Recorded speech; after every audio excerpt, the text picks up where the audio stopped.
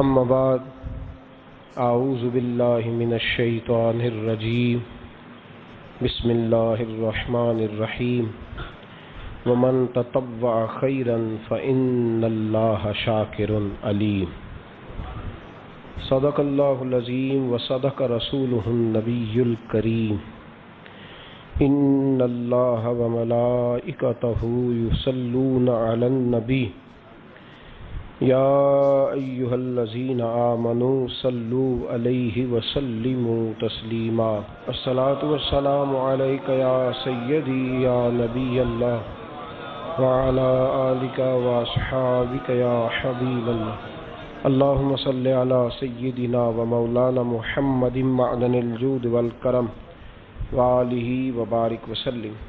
تمام تعریفیں حمد و ثنا اللہ تعالیٰ جل مجدہ الکریم کے لیے، اور ہر قسم کے درود و سلام نبی رحمت، نور مجسم، شفیع معظم، آقائے کل، ختم رسول، دانائے سبل، احمد مجتبیٰ جناب حضرت محمد مصطفیٰ صلی اللہ تعالی علیہ وسلم کی ذات والا صفات کے لیے حمد و صلات کے بعد کچھ چیزیں ضروریات ہوتی ہیں اور کچھ چیزیں انسان کا شوق ہوتی ہیں۔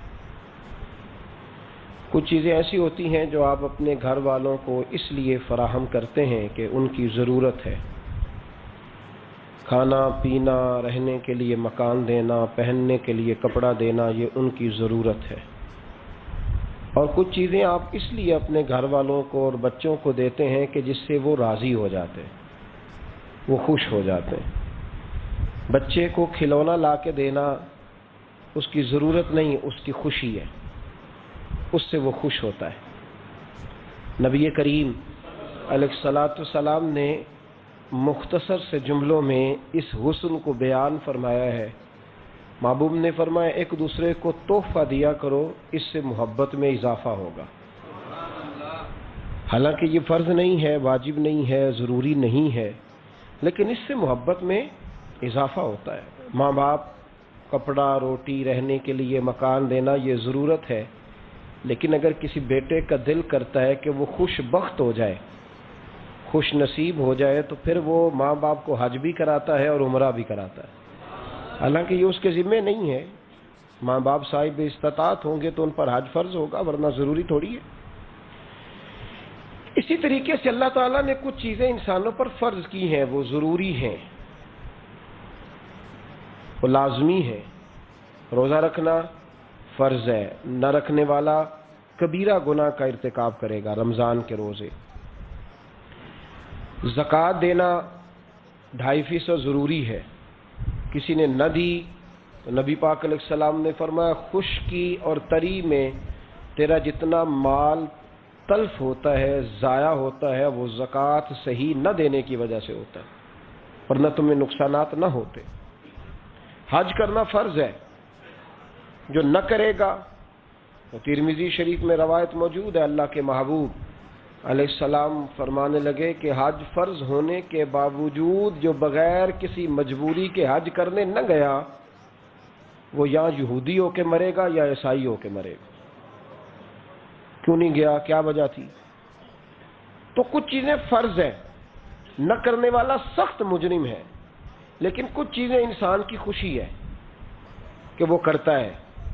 2.5% زکوٰۃ ہے، لیکن اگر کسی کا روز دل کرے کسی غریب کی مدد کرنے کو، روز دل کرے، ضروری نہیں اس پر، اس کا مال ہے، نہ خرچ کرے، لیکن اگر روز وہ دے گا تو میرے نبی پاک علیہ السلام فرماتے ہیں فرشتے روزانہ اٹھ کے دعا مانگتے ہیں کہ یا اللہ سخی تیرے راستے میں دیتا جائے تو تو سخیوں کو دیتا جا۔ اگر کرے گا صدقہ تو خیرات تو ایک کے بدلے اللہ 700 گنا اجر عطا فرمائے گا۔ صدقہ نفلی کرنے والے سے مصیبتیں دور ہوں گی، یہاں تک کہ حضرت عبداللہ ابن مسعود رضی اللہ تعالیٰ عنہ فرماتے ہیں کہ اگر تم بری موت سے بچنا چاہو تو نفلی صدقے زیادہ کیا کرو، لیکن یہ ضروری نہیں۔ اب کچھ شخص کہ جی ضروری نہیں، یہ ضروری نہیں، بھئی کپڑا وجود ڈھانپنے کے لیے ہے نا، بولیے تو بین کیوں لگوایا اسپیشل، بٹن کیوں لگوایا اسپیشل؟ وہ ٹھیک ہے، جس طرح ایک بوری ہوتی ہے تو ٹاٹ بنا کے پہن لیتا کہ بدن چھپانا مقصود ہے نا، لیکن بندہ عجیب لگے، اس کا کپڑا پہننے کا طریقہ ہی ٹھیک نہ ہو تو وہ حسن قائم نہیں رہتا۔ درخت بڑا شاندار ہو پر پیارا ٹہنیوں سے لگتا ہے، پھل پھول ہوں تو وہ ذرا اچھا لگتا ہے۔ فرض خوبصورت تب بنتے ہیں جب ان کے ساتھ نفل بھی شامل ہو جاتے ہیں، جب کچھ خیر کے کام بھی انسان کرتا ہے۔ قرآن مجید کے دوسرے پارے میں سے جو جملے میں نے قرآن پاک کے تلاوت کیے، رب کریم نے ایک عجیب بات ارشاد فرمائی۔ باقی نیکیوں کا ثواب بیان کیا جاتا ہے، یہاں اللہ کریم نے فرمایا وَمَن تَطَوَّعَ خَيْرًا، فرمایا جو اپنی خوشی سے نیکی کرے، جو اپنی خوشی سے نیکی، وہ دل کر رہا ہے میرا آج نیکی کرنے کو۔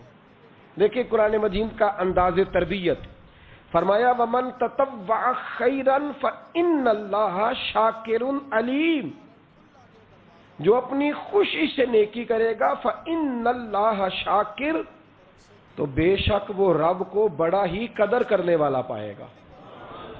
جو خوشی سے نیکی کرے گا باقیوں پہ ثواب ملا، اور جس نے خوشی سے نیکی کی اللہ اس کی قدر کرے گا، اللہ اس کی فَإِنَّ اللَّهَ شَاكِرٌ عَلِيمٌ، اور بے شک وہ اللہ کو قدر کرنے والا اور جاننے والا پائے گا۔ اللہ کو پتہ ہے، یعنی جب آپ نفلی نیکی کریں گے تو اس کی قدر ہوگی، اس کا پیار ہوگا۔ ضروری تو نہیں نا کہ بھائی نے جو دولت کمائی ہے وہ اپنے بھائی کو دے، اس کی اپنی ہے، نہ دے تو شریعت منع نہیں کرتی، لیکن اگر وہ دے گا تو بھائی احسان مند رہے گا کہ نہیں، خوشی ہوگی کہ نہیں۔ کچھ کام نفلی بھی کرنے چاہیے۔ ہمارے ہاں اب نفل کام کے لیے اس زیادہ بات اس لیے نہیں کی جاتی کہ فرض نہیں لوگ ادا کرتے، طبیعت نہیں ہماری، ہم مطلب ان کاموں میں زیادہ الجھ گئے ہیں جو غیر ضروری تھے۔ ضروری کاموں سے ہم نکلتے چلے جا رہے ہیں۔ مطلب اعلان ہوتا ہے مسجد میں کہ عشاء کی نماز ہو گئی ہے، اب محفل ہونے لگی ہے لہذا سارے لوگ آ جاؤ۔ بھئی نماز فرض تھی وہ ہو گئی ہے، اب محفل ہونے لگی ہے، تو محفل ضروری تھی کہ نماز ضروری ہے؟ تو اعلان کیا ہو رہا ہے کہ مشکل کام گزر گیا ہے، اب آسان آسان رہ گیا لہذا لوٹ آؤ۔ تو لوگ مطلب جس طرح کچھ لوگ ہواؤں میں زندہ رہتے ہیں، اس طرح لوگ زندہ ہیں ہواؤں میں، خوابوں کی دنیا میں وقت گزار رہے ہیں۔ روزی دینی ہے اللہ نے، اور سب سے مشکل کام لوگوں نے اللہ کے راستے میں خرچ کرنا بنا لیا ہے۔ انسان کا ساری دنیا سے تعلق ٹوٹ جائے تو خرابی نہیں ہوتی، لیکن اگر اس کا اللہ رسول سے رشتہ کمزور ہو جائے تو حالات بگڑ جاتے ہیں۔ لیکن ساری دنیا سے لوگ رشتے بناتے رہتے ہیں، فجر کے وقت سوئے رہتے ہیں، ظہر کے وقت کام لگے رہتے ہیں، عصر کے وقت واک کرتے ہیں، عشاء اور مغرب وہ برگر کھانے میں گزر جاتی ہے۔ تو بھئی جن سے زیادہ کام ضروری تھا وہاں تو تم نے توڑ دیا۔ نوافل نفل کام اس کا حسن ہے، اس کا ایک وقار ہے، اس کی ایک خوبصورتی ہے، اس کے اندر ایک توانائی ہے، ایک اس کے اندر خاص وقار ہے۔ میرے نبی کریم علیہ الصلوۃ والسلام نے ارشاد فرمایا فجر کی نماز پڑھ کے مصلی پہ بیٹھے رہا کرو، اگر ہو سکے تو کچھ مجبوری نہ ہو تو مصلی پہ رکا کرو۔ فجر پڑھ لی، فرض ادا ہو گئے، حضور جائیں، فرمایا وہ تمہیں اجازت ہے، لیکن اگر رکو گے، اللہ کے ذکر میں، تلاوت میں، عبادت میں، درود پاک میں لگ جاؤ گے، رکو گے، سورج نکلنے تک رکے رہو گے، 2 رکعت اشراق اور 2 رکعت نماز چاشت ادا کرو گے، تو رب کریم تمہیں 2 حج اور 2 عمرے کا ثواب عطا فرمائے گا۔ شرط یہ ہے کہ رکو، شرط یہ ہے کہ رکو، تھوڑا وقت دو، مصلی پہ ٹھہرو، تھوڑا یہاں وقت دو۔ لیکن چوکوں چوراہوں میں کئی گھنٹے وقت گزارنے والی قوم مسجدوں سے بھاگتی ہے۔ نفل کام کرنا، خوشی سے کرنا، یہ دقت محسوس ہوتی ہے۔ یعنی وہ کام جن میں نفس کو راحت ہوتی ہے وہ تیزی سے لوگ کرا لیں گے، تیزی سے۔ میں کچھ دوستوں سے محبت کرتا ہوں تو کبھی کبھی کچھ باتیں ان سے پوچھتا رہتا ہوں پیار کے ساتھ، ازراہ محبت۔ ایک سنگی بڑی دیر کھڑا رہا تصویریں بنانے کے لیے، تو پھر وہ ہم اکٹھے نماز پڑھنے کے لیے ایک جگہ پہ پہنچے تو نماز اس نے اتنی تیزی سے پڑھی کہ میں پوری کوشش کر کے بھی اس کے ساتھ مل نہیں پا رہا تھا۔ پتہ نہیں وہ کیا پڑھ رہا تھا، اللہ ہی بہتر جانتا ہے۔ میں نے اسے بعد میں کہا کہ یار کم از کم تو رکوع سے اٹھنے کے لیے اتنی دیر تو صحیح کھڑا ہو جتنی دیر تو فوٹو کھنچانے کے لیے کھڑا ہوتا ہے. یعنی تصویر کے لیے تو دیکھتا ہے صحیح کھڑا ہو کہ نہیں, آنکھ میری ٹھیک ہے, اور تو رکوع سے کھڑا ہوا تو نے سوچا ہی نہیں کہ میں رب کی بارگاہ میں ہوں. یعنی کیمرے کی آنکھ کے لیے تجھے سجنا آتا ہے, عرش کے رب کی بارگاہ کے لیے تجھے سورنے کا طریقہ ہی نہیں آتا. یہ خبر ہی نہیں کہ میں کہاں کھڑا ہوں, میرا معیار کیا ہونا چاہیے. یعنی اگر کپڑے برے پہنے ہو تو لوگ تصویر نہیں بنواتے, کہتے ہیں بری آئے گی اور نماز پڑھ لیتے ہیں. اللہ قبول کرنے والا ہے, تو نے تو فوٹو تک قبول نہیں کی. نیکی کا کام کریں ذرا خوشی سے, ذرا ذوق سے, ذرا شوق سے, طبیعت کے اندر وہ وقار لائیں, وہ پیار لائیں, وہ میٹھا لائیں. دیکھیں نا قرآن مجید نے کہا لن تنالوا البر حتی تنفقوا مما تحبون. اگر تم چاہتے ہو نا کہ نیکی کے بلند سٹیٹس تک جاؤ, معیار بنے, تو پھر جو چیز تمہیں زیادہ پیاری ہے وہ اللہ کے راستے میں خرچ کرو.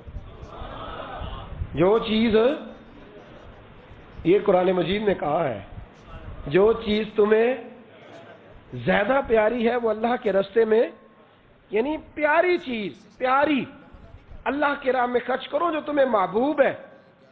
حضرت عبداللہ ابن عمر فرماتے ہیں کہ میں بیٹھا تھا جب یہ آیت نازل ہوئی تو ایک صحابی آئے, عرض کرنے لگے حضور میرا باغ ہے, اور یا رسول اللہ میں نے بس مجھے پیار ہو گیا اس زمین سے, میں نے سجایا ہے, میں نے سنوارا ہے, میں نے ہاتھوں میں رمبا پکڑ کر, کدال پکڑ کر میں نے اس کی آبیاری کی ہے. حضور میں اپنے ہاتھوں سے پتے کاٹتا رہا ہوں, جڑی بوٹیاں تلف کرتا رہا ہوں. حضور دنیا دیکھنے آتی ہے میرا باغ, لیکن محبوب رب کریم فرماتے ہیں پیاری چیز اللہ کے راستے میں خیرات کرو. تو یا رسول اللہ جو مجھے بڑا پیارا ہے, میں تو اپنے بچوں کو نہیں دوڑنے دیتا تھا کہیں پتے نہ توڑیں. حضور مجھے بڑا پیارا ہے, میں پیش کرتا ہوں, اسے قبول کر لیں.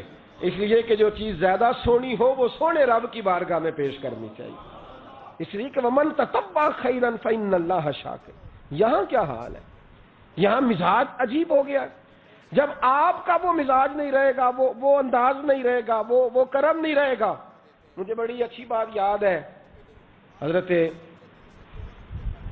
شیخ محی الدین ابن عربی رحمۃ اللہ علیہ کے حالات میں پڑھ رہا تھا, بڑا بچپن کا زمانہ تھا, تو میں پڑھتے پڑھتے کتاب استادوں کے پاس لے گیا. میں نے کہا استاد جی یہ مجھے کچھ سمجھ نہیں آ رہی, بزرگ کیا لکھ گئے؟ تو کہنے لگے اس کو بند کر, میں تمہیں بتاتا ہوں. میں نے کہا حضور کیا؟ فرمانے لگے وہ بتانا یہ چاہ رہے ہیں کہ اگر تم جوانی کے سونے لمحات, خوبصورت جملے, خوبصورت وقت اللہ کے راستے میں دے دو گے نا تو رب تمہیں وفادار دوست عطا فرمائے گا. اگر تم اپنے کردار کو خوبصورت رکھو گے, میلا کچیلا گدلا نہیں ہونے دو گے, تو رب تمہیں شاندار اولاد عطا فرمائے گا. اور اگر تم اپنا وقار کردار کے لحاظ سے اونچا رکھو گے تو اللہ کردار والی بیوی عطا کرے. مطلب سامنے سے مطالبہ نہ کر, تو دیکھ تو نے اس کے راستے میں کیا دیا ہے. او بھائی سیدھی سی بات ہے, لوگ کہتے ہیں بھائی جتنا دو گے اتنا ہی ملے گا نا, کہ جتنا گڑ پاواں گے جی, اللہ کے راستے میں جس پیار سے پہنچو گے رب بھی اس شان سے عطا فرمائے گا. لیکن ہمارا سٹیٹس یہ ہے کہ اللہ کے راستے میں جب کوئی چیز پیش کرنی ہے تو وہ اگر تو کوئی رہ گئی, کوئی بچ گئی. کئی دفعہ بچہ لوگ اپنا لے کے آتے ہیں, کہتے ہیں حضرت صاحب نہ اسکول پڑھتا ہے نہ کوئی کام سیکھتا ہے, اسے حافظ بنا دیں. تو میں کہتا ہوں کوئی اس سے زیادہ نکما نہیں ملا تھا. پھر کہتا ہوں مولوی بڑے نکمے ہو گئے. کبھی کسی نے داخل کرایا فرسٹ ایئر میں, جو بچہ آپ میٹرک جو ہے وہ فرسٹ ڈویژن میں پاس کرے اس کو لاتے ہیں لوگ مدارس میں؟ نہیں لاتے. مزاج نہیں ہمارا, طبیعت نہیں, اس بات کو سمجھتے نہیں. جو بچہ نیک ہو, پرہیزگار ہو, مثبت سوچ والا ہو, اسے لائیں دین میں. جو بچہ بڑا اعلیٰ کوالٹی بہترین نمبر حاصل کرے اسے لائیں, پھر دیکھیں دین آپ کو شاندار مجاہد عطا کرے. لیکن یہاں ماحول یہ ہے کہ جو کہیں نہیں چلتا اس کو مدرسے لے آؤ, ٹھیک ہے, پھر وہ 5-6 سال مدرسے کی روٹی شوٹی کھاتا ہے, رہتا ہے, اس طرح کی صورتیں یاد ہوتی ہیں, کر لیتا ہے, اور کچھ نہ بنے گا تو کوئی مسجد تو چلائے گا ہی نا. آپ نے جب جو جس طرح کا آپ بیج بوئیں گے پھل بھی آپ کو اسی طرح کا ملے گا. اللہ کے راستے میں جب نیکی کریں تو خوش دلی سے کریں, خوبصورتی سے کریں, پیار سے کریں, پریم سے کریں, اچھے طریقے سے کریں, معیاری طریقے سے کریں. خبردار آپ کا کوئی وہ انداز نہیں ہونا چاہیے کہ آپ کہیں کہ بس ٹھیک ہے پڑھ لیں گے نماز، بس جیسے بھی تھا گزارا ہو جائے گا، جس طرح بھی وہ ٹخنا خشک ہے ہو گیا جی وضو اللہ جی قبول کرنے والا ہے، تو یہ تو آپ یوں لگ رہا ہے بڑے پریشان ہیں نماز پڑھتے وقت، تو ایسے تھوڑی نماز ہوگی، خوش دلی کے ساتھ اچھے طریقے میٹھے طریقے سے۔ میرے رسول کریم علیہ السلام نے مومن کی بات کی، مومن کی شان بیان کی، فرمایا میرا مومن وہ ہوتا ہے مسجد سے نکل تو جاتا ہے، وجود اس کا مسجد سے خارج ہو گیا نکل گیا، لیکن کریم رسول فرماتے ہیں دل اس کا مسجد کے ساتھ جڑا رہتا ہے، اس کی طبیعت مسجد سے جڑی رہتی ہے، اس لیے کہ اس کا اپنے رب سے رشتہ ہے، حالانکہ نماز ہو گئی، حالانکہ فرض ہو گئے، حالانکہ وقت گزر گیا، جماعت ہو چکی، لیکن اس کی طبیعت مسجد کے ساتھ جڑی ہوئی ہے۔ نیکی کریں خوش دلی کے ساتھ، کچھ نفل پڑھیں، کچھ عبادتیں کریں، کچھ راتیں مخصوص کریں، کچھ عبادتیں زیادہ کریں، کچھ اپنے اندر چیزیں پیدا کریں۔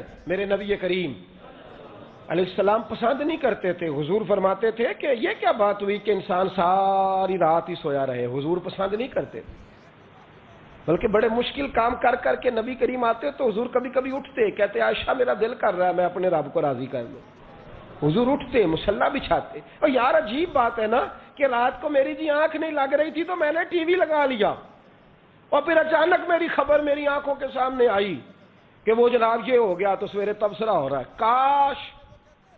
کاش اللہ کرے جمعے کا دن ہے، دعا کر رہا ہوں کہ رات کو جب آنکھ کھلے دل نہ لگے تو سویرے اٹھ کے کوئی بتائے کہ رات دل نہیں لگ رہا تھا تو میں نے وضو کر کے قرآن کھول لیا، میں نے وضو کیا اور میں نے مصلی بچھا لیا، میرا دل نہیں لگ رہا تھا، میں اٹھا تسبیح پکڑی، خوشبو لگائی، کپڑے بدلے، مصلی پہ بیٹھا، مدینے کے جانب منہ کیا اور مدینے والے رسول پہ درود و سلام پڑھنا شروع کر دیا۔ اللہ کرے نا یہ بھی ذوق ہو، اللہ کرے نا یہ بھی طبیعت ہو، اللہ کرے یہ بھی ماحول بنے، اللہ کرے۔ مجھے ایک سنگی نے سویرے سویرے بتایا، صبح لو جی آپ بڑی تنقید کر رہے تھے کہ وہ سائی وال والے بچوں کے پاس ابھی تک کوئی نہیں گیا، وہ وزیر اعظم صاحب نے مل لیا انہیں، آپ نے دیکھی ہے خبر؟ تو میں نے کہا اصل میں نا ہمارا مزاج بن گیا ہے بھیڑ بکریاں بننے کا، جب کوئی بھیڑ بکری بنتا ہے تو پھر انہیں نگران نہیں ملتے، چرواہے ملتے ہیں۔ میری باتیں سخت ہیں پر چلو کوئی حرج نہیں، میں خود کر رہا ہوں نا، چرواہے ملتے ہیں جب قوم بھیڑ بکریاں بنتی ہے تو چرواہے۔ نیوزی لینڈ کی وزیر اعظم حملہ ہوا تو وہ خود گئی، ایک دفعہ نہیں کئی دفعہ گئی، لوگوں کے گھروں میں گئی۔ آج تک کبھی زندگی میں ایسا ہوا ہے کہ کسی کے بچے مر جائے، باپ مر جائے، ماں مر جائے اور بچوں کو بلا کے کہا جائے آؤ تم سے تعزیت کرنی ہے؟ پاگلوں کی قوم ہے، کوئی پوچھنے والا نہیں۔ وہ یتیم بچے، میری عمر، میرے اپنے بچے اب بڑے ہو رہے ہیں، لیکن میں اس عمر میں بھی کبھی ابا کی کمی محسوس کروں تو رات کو سو نہیں پاتا، نہیں نیند آتی، وہ کبھی کبھی یاد آتے ہیں، چہرہ ان کا جھریوں بھرا کبھی سامنے آتا ہے تو نہیں نیند آتی، کبھی کبھی دل کرتا ہے۔ کچھ باتیں ایسی ہیں جو صرف ان سے ہو سکتی ہیں اور کس سے کروں۔ کبھی کبھی طبیعت چاہتی ہے، کبھی کبھی کہ اماں جی اپنا میلا دوپٹہ پیچھے کر کے کہیں کہ ادھر لیٹنا، میں تیرے سر میں تھوڑا تیل لگاؤں، کبھی کبھی دل کرتا ہے۔ تو جن کے ماں باپ گولیوں سے بھون دیے جائیں، ان کو کہا جائے بچوں کو کہ آؤ تم سے تعزیت کرنی ہے، آؤ، یہ سٹیٹس ہے، یہ معیار ہے حکمرانوں کا، یہ معیار ہے۔ یہ وہ لوگ ہیں جن کو منتخب کرتے ہو، یہ لوگ ہیں۔ نہ ادھر ادھر کی تو بات کر، یہ بتا کہ قافلہ کیوں لٹا، مجھے رہزنوں سے غرض نہیں، تیری راہبری کا سوال ہے۔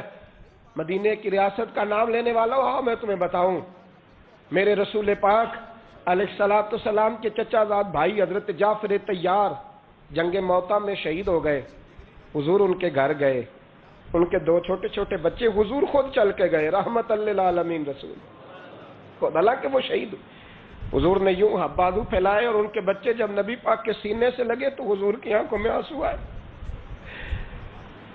ان کی زوجہ رو پڑی، کہنے لگی یا رسول اللہ کہ میرے شوہر شہید تو نہیں ہو گئے؟ اللہ کے رسول نے فرمایا ان کے باپ کو رب نے بڑی شان دی ہے۔ تو وہ رو پڑی، عرض کرنے لگی حضور اب ان بچوں کا کون وارث بنے گا؟ کیا لفظ ہیں، آؤ مدینے کی اسٹیٹ میں یہ رنگ ہے۔ میرے رسول پاک علیہ السلام نے فرمایا پتہ کیا ان بچوں کا کیا بنے گا؟ تو روزی روٹی کی بات کرتی ہے. انا ولیہم فی الدنیا والآخرہ، فرمایا میں دنیا میں بھی ان کا وارث بنوں گا، قیامت میں بھی ان کا وارث بنوں گا. میں تو جنت میں داخلے تک ان کا وارث ہوں. یہ جنت میں جائیں گے اس وقت تک میں ان کا وارث ہوں. کیا تماشا ہے، کیا توہین ہے، کیا تذلیل ہے، کیا رنگ ہے. یعنی یہ انداز ہوتا ہے کہیں. لیکن کیا کیا جائے، ہم لوگ تو وہ ہیں کہ جو دو باتیں بھی کریں تو لوگوں کو تکلیف ہوتی ہے، دو جملے بھی کہیں تو لوگوں کو اذیت ہوتی ہے. پر کیا کریں، ہم بھی کہتے رہیں گے، ہم بھی بولتے رہیں گے، ہم بھی یہ ذکر کرتے رہیں گے. ہاں، اور اپنے بھی خفا مجھ سے ہیں، بیگانے بھی ناخوش، کیونکہ زہر حلال کو کبھی کہہ نہ سکا کند. میں کہتا ہوں وہی بات سمجھتا ہوں جسے حق نے ابلائے مسجد ہوں میں توحید کا فرزند. کوئی تماشا ہے؟ نیکی کرو اس طرح کہ جس نیکی میں مزہ آئے، جس نیکی میں لذت آئے. یہ بھی کوئی معیار ہے، یہ بھی کوئی اسٹیٹس ہے نیکی کرنے کا جو ہمارے ہاں. اور اس کے باوجود شانیں بیان ہوتی ہیں، عظمتیں بیان ہوتی ہیں، رنگ بھرے جاتے ہیں تصویروں میں، جعلی رنگ، آرٹیفیشل رنگ. یہ پوچھنا پڑے گا اور جواب دینا پڑے گا. بس دعا فرماؤ عرش کا مالک کوئی فضل ہی فرمائے. پتہ نہیں ہمارے حصے میں کس طرح کے لوگ آتے ہیں. رب کریم کوئی خیر فرمائے. جب کوئی جاتا ہے تو دل میں خیال ہوتا ہے شاید کوئی اچھا ہی آ جائے، پر کوئی رنگ انوکھا ہی نظر آتا ہے، کوئی نہ کوئی عجیب ہی کیفیت ہوتی ہے. دعا فرمائے اللہ جمعے والے دن ہماری دعائیں قبول فرمائے، اور اللہ تعالیٰ وہ بندہ دے جو اٹھ کے کہے کہ میں تو مولا علی شیر خدا کا ماننے والا ہوں، میں تو حضرت عمر رضی اللہ تعالیٰ عنہ کا غلام ہوں. اللہ کرے کوئی شخص ملے. آمین تو کہہ دیں، سارے کہہ دیں ایک دفعہ آمین.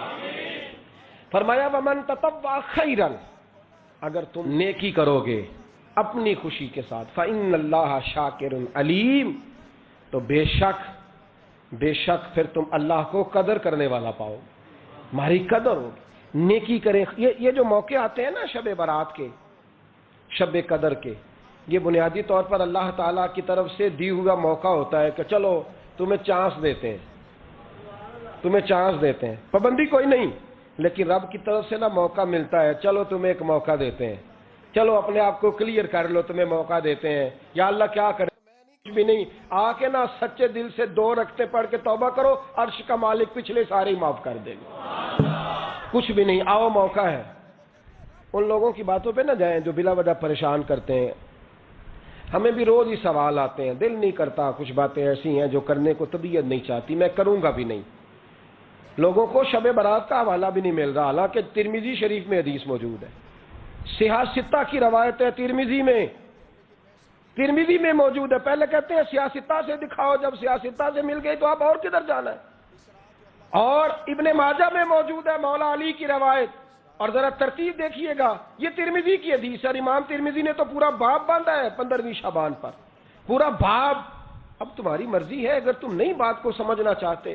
لیکن میں نے پہلے بھی کہا تھا، پھر کہتا ہوں، اگر ہمیں کوئی شخص کہتا ہے کہ شب برات کو اٹھ کے نفل نہ پڑھو، تو بھائی نفل ہم نے پڑھنے اللہ کی رضا کے لیے.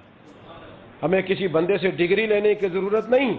نہ تو ہمارے اور رب کے درمیان معاذ اللہ کوئی وسیلہ ہے کہ تو کہے گا تو پڑھیں گے، جب دل کرے گا پڑھیں گے، اور جتنے دل کرے گا پڑھیں گے. ہم تو نفل کہہ رہے ہیں اس کو. ہم نے کب کہا ضروری ہے جو عشاء پڑھ کے سو جائے، فجر تک سویا رہے، ہم اس کو گناہگار نہیں کہہ رہے. لیکن یہ ضرور کہیں گے کہ گولڈن چانس مس کر دیا اس نے، چانس مس کیا ہے. یہ تو اللہ کی رحمت کا موقع تھا. حضرت سیدہ عائشہ صدیقہ رضی اللہ تعالی عنہ ارشاد فرماتی ہیں کہ شعبان کی 15ویں رات تھی، یعنی شب برات کی رات. فرماتی ہیں شعبان کی 15ویں رات تھی، میں نے اچانک نظر ڈالی تو حضور میرے بستر میں تھے. پھر میری نظر پڑی تو حضور نہیں تھے. میرے دل میں گمان آیا، خیال آیا کہ شاید کسی اور زوجہ کی طرف حضور کا میلان تباہ ہو گیا ہو، وہاں تشریف لے گئے ہوں. فرماتی میں اٹھی باہر گئی تو نبی کریم علیہ السلام جنت البقیع میں تھے، قریب ایک جگہ پہ حضور دعائیں مانگ رہے تھے. فرماتے میں گیا تو حضور فرمانے لگے ابو بکر کی بیٹی تو نے کیا گمان کیا کہ اللہ کا رسول تیری حق تلفی کرے گا؟ عرض کی حضور آپ مالک ہیں، کہیں اور جانا چاہیں تو میری طرف سے پابندی نہیں. کہتی ہے وہاں کھڑے کھڑے میرے رسول کریم نے بیان فرمایا. یہ ترمذی کے لفظ ہیں. حضور نے فرمایا عائشہ یہ شعبان کی 15ویں رات ہے. مدینے میں سب سے زیادہ بکریاں بنو کلب کا قبیلہ پالتا تھا. فرمایا آج کی رات بنو کلب کے قبیلے کی بکریوں کی تعداد کے مطابق اللہ میری امت کے لوگوں کی بخشی فرما دے گا. یہ وہ رات ہے. جناب عائشہ صدیقہ رضی اللہ تعالی عنہ نے بات رات کو سنی تنہائی میں نبی پاک سے، رات کو تنہائی میں حضور سے سنی. سویرے جناب عائشہ نے کل امت کو بتائی. اگر یہ بات اہمیت والی نہ ہوتی تو بی بی صاحبہ آگے روایت کرتی، یہ کتابوں میں آتی، یہ لوگوں کو بتاتی. حضرت عائشہ نے روایت کیا اور مولا علی شیر خدا نے تو کھل کے کہا، ابن ماجہ میں حضرت علی سے پیار کرنے والوں کے لیے الگ عنوان. مولا علی نے کھل کے فرمایا شعبان کی 15ویں رات کو رات عبادت کرنا اور سویرے روزہ رکھنا. حضرت علی کا لفظ بائی نہیں سیاستہ میں، رات کو عبادت کرنا، دن کو روزہ رکھنا. ویسے تو رب کریم ہر روز تہجد کے وقت پہلے آسمان پر نزول اجلال فرماتا ہے اور لوگوں کو فرماتا ہے کوئی بخشش مانگنے والا. اور فرمایا ہر روز تہجد کے وقت یہ اعلان ہوتا ہے، پر شب برات کو نا شروع رات سے یہ اعلان شروع ہو جاتا ہے. ادھر دیکھو میری طرف، مغرب سے اعلان شروع ہو جائے گا. اللہ کرے آپ کو سمجھ آئے، اللہ کرے آپ کو. اور بھائی یہاں باہر لوٹ سیل لگ جائے، یہاں ابھی سیل لگ جائے، 5000 والا جوڑا 1500 میں، تو رش ختم ہوگا. اور بھائی اگر یہ لگ جائے، چلو یہ تو دور کی بات ہے نا، ہم تو لنگر والے لوگ ہیں. اگر لنگر کا اعلان ہو جائے کہ بڑا تگڑا ہے، بڑا تگڑا، ہمارے ہاں تو شادی کی روٹی کھلتی ہے تو لوگ آخری روٹی سمجھ کے کھاتے ہیں، شاید اللہ ماشاءاللہ یہ آخری ہے، اس کے بعد نہ ملے گی. جب اعلان ہوتا ہے اور دعوت ہوتی ہے کہ کھلا ہے جی کھاؤ، کیا حشر ہوتا ہے، کیا انداز ہے. مولا علی شیر خدا حدیث روایت کرتے ہیں، رنگ کیا ہے. فرمایا باقی راتوں میں نا تھوڑا سا پیکج ہوتا ہے، تھوڑا سا. آخری حصے میں رات کے شب برات کو نا رات چڑھتے ہی اللہ پہلے آسمان پر جو اس کی شان کے لائق ہے نزول جلال فرماتا ہے اور پہلا جملہ یہ فرماتا ہے کوئی معافی مانگنے والا. اللہ کرے آپ کو سمجھ آئے. یعنی معافی دینے والا کہہ رہا ہے چلو آؤ ادھر آؤ ذرا معافی مانگو، میں معاف کرنے آیا ہوں. مانگو معافی. ہے کوئی معافی مانگنے والا، معاف کر دیں گے. اور آپ فرماتے ہیں ہے کوئی رزق مانگنے والا. وہ جو بڑی درخواستیں دیتے پھرتے ہیں نا مختلف اداروں میں، وہ ایک درخواست نا کل شب برات والی رات بھی دیں.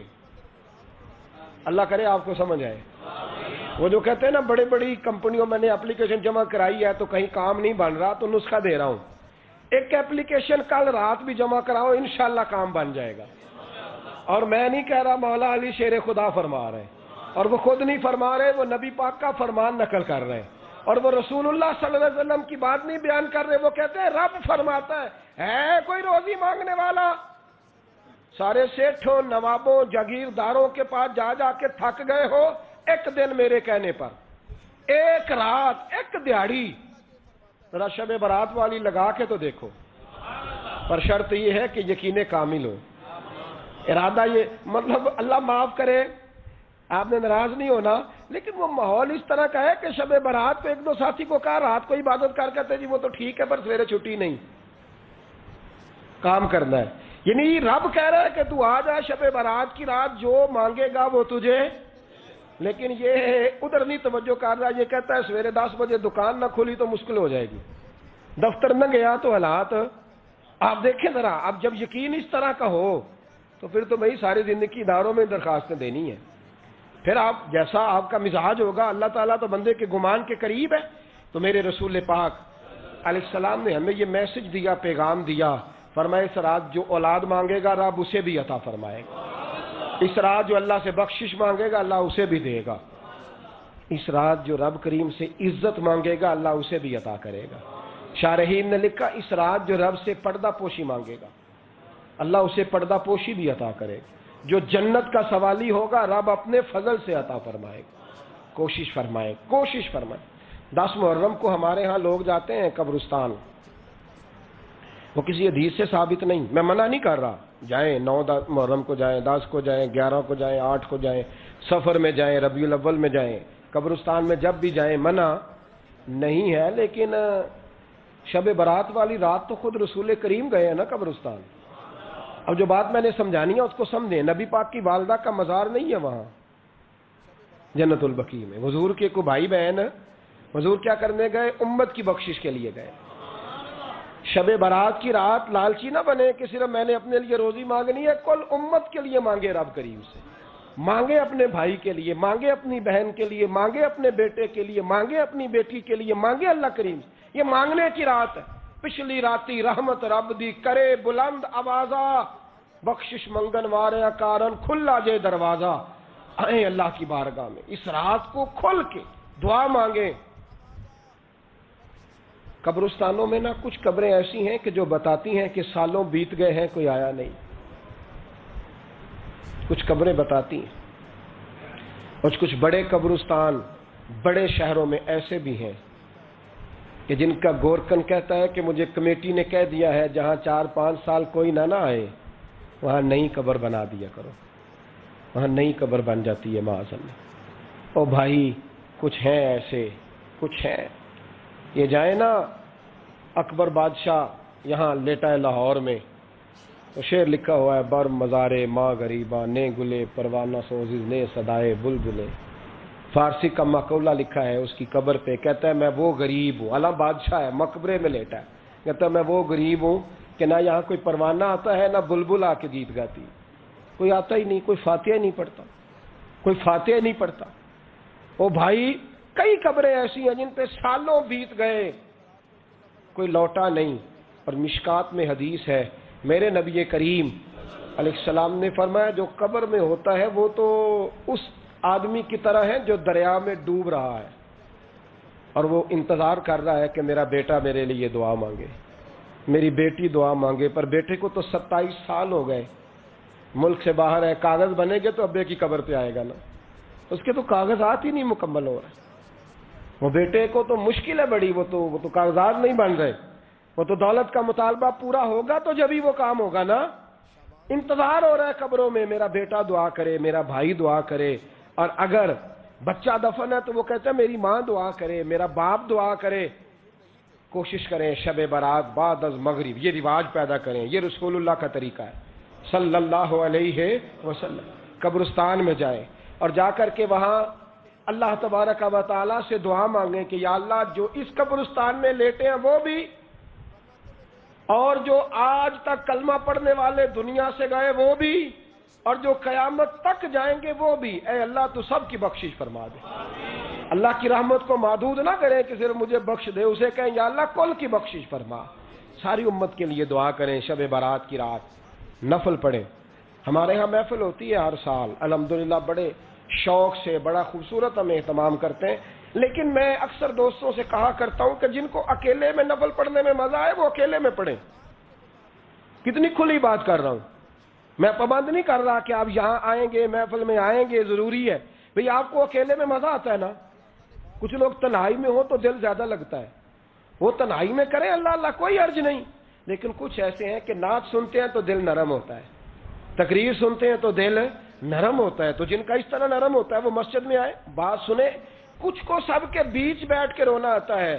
حضرت سعدی شرازی فرمایا کرتے تھے کچھ لوگوں کے آنسو مجھے رلا جاتے ہیں، فرماتے ہیں کچھ کی آنکھیں دیکھ کے رو پڑتا ہوں، لہذا میں جب بھی ذکر کرتا ہوں محفلوں میں بیٹھ کے کرتا ہوں، تنہائیوں میں مجھ سے نہیں ہوتا، تو جس سے نہیں ہوتا وہ آئے نا، مسجد میں آئے، رات عبادت کریں، کل مغرب سے پہلے پہلے کام سمیٹ لیں سارے، اور مغرب کے بعد یہ رات شروع ہوگی، مغرب کے بعد ایک چھٹی کر لو اللہ رسول کے لیے، کر لیں گے انشاءاللہ تعالی ایک چھٹی۔ اور توبہ کی رات ہے، یہ توبہ کرنی ہے۔ توبہ کس کو کہتے ہیں؟ توبہ کا معنی ہے پچھلے گناہ پر پچھتانا،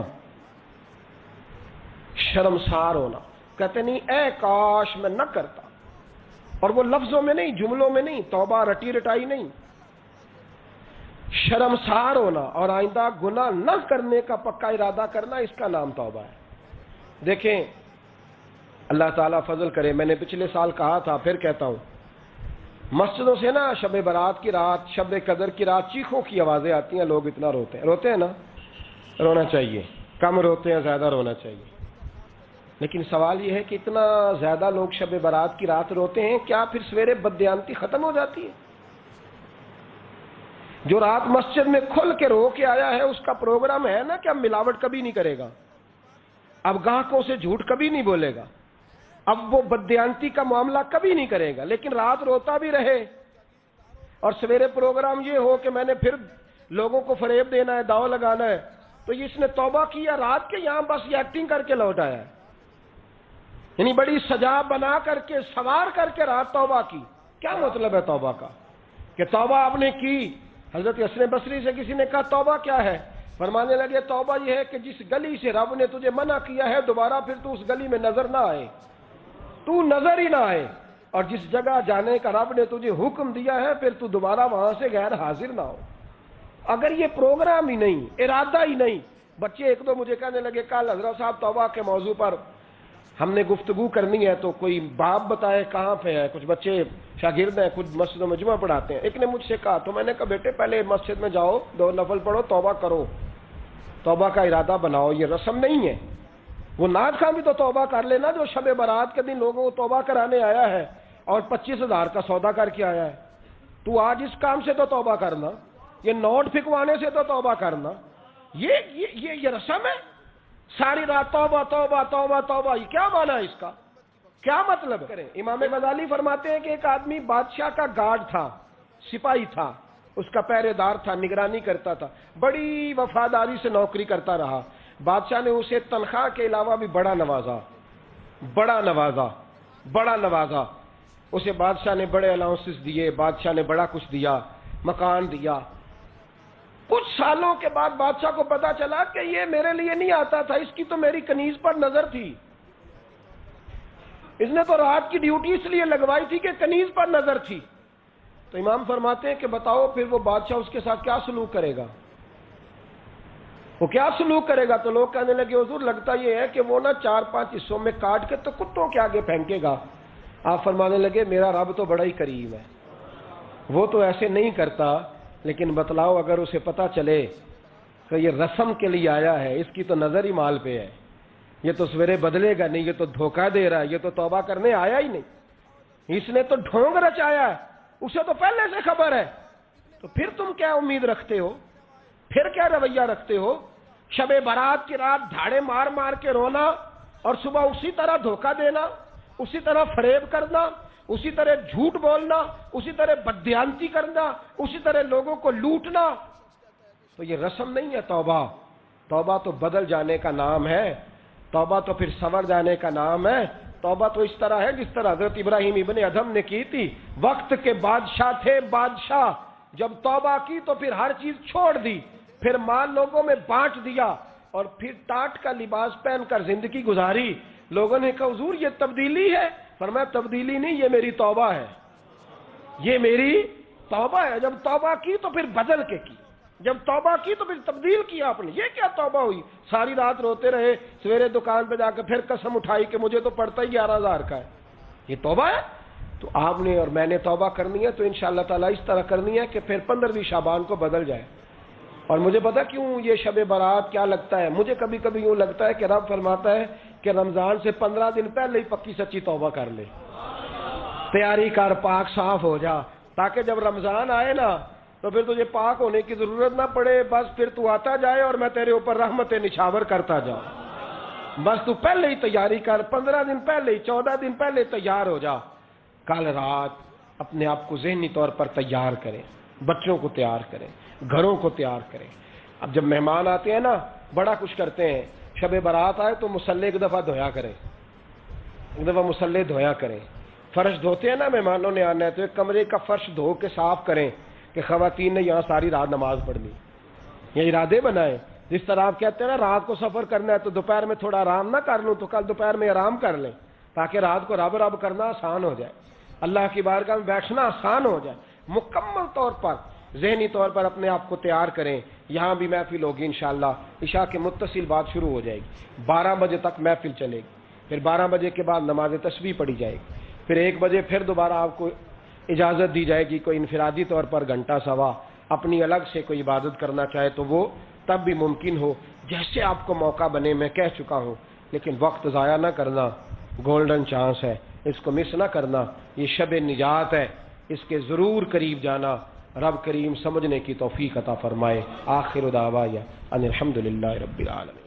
عبادت کرنا، دن کو روزہ رکھنا، ویسے تو رب کریم ہر روز تہجد کے وقت پہلے آسمان پر نزول جلال فرماتا ہے اور لوگوں کو فرماتا ہے کوئی بخشش مانگنے والا؟